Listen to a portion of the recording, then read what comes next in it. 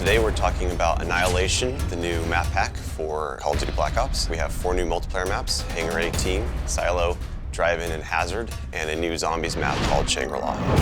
Hangar 18 is based in the highly controversial Area 51, and it has a lot of Easter eggs that play up the conspiracy theory aspect. Hangar 18 is a medium-sized map. It has a pretty classic multiplayer gameplay structure. All the paths lead through and around the hangar. It kind of caters for all game types. You've got your close quarters going through the hangar. You've also got some sniper points as well. Strategically, you want to hold down the hangar. If you can work with your teammates to really control the 4 main flow points, then you're going to dominate the map.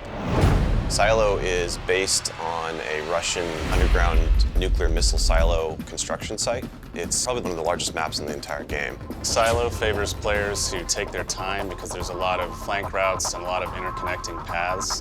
So players who are smart and use decoys and pay attention to the mini-map are going to be more successful. You can't really stick around in one place for too long because you're going to get shot from multiple angles. You really need to learn how to play the map, how the paths flow, and you need to stay on the move.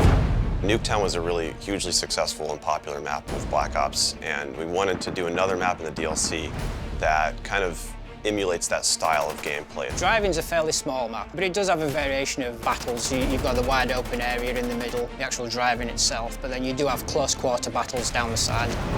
So Hazard was inspired by one of our World at War maps called Cliffside, but it's a complete reimagining of it.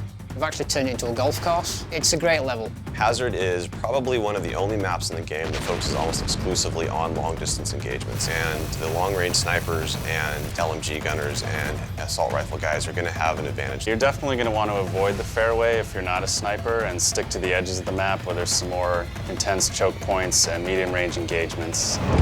The story in Shangri-La is shrouded in mystery. I love to leave it up to the fans to derive their own ideas from it and also discover the facts that we put in there. I hope they really get the sense that we've taken this to just a whole nother level with the new weapons, the new environment, the new ways of getting around the map and things like that. There's a lot of holding areas, escape hatches, and things that let you get out at the last minute, which is a contrast to Call of the Dead, where it was a very wide open map. This is a much tighter map. Don't hold out too long. If things look like they're getting rough, get out of there.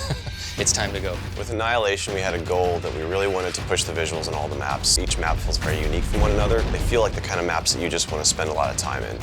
Annihilation hits Xbox Live Marketplace on June 28th.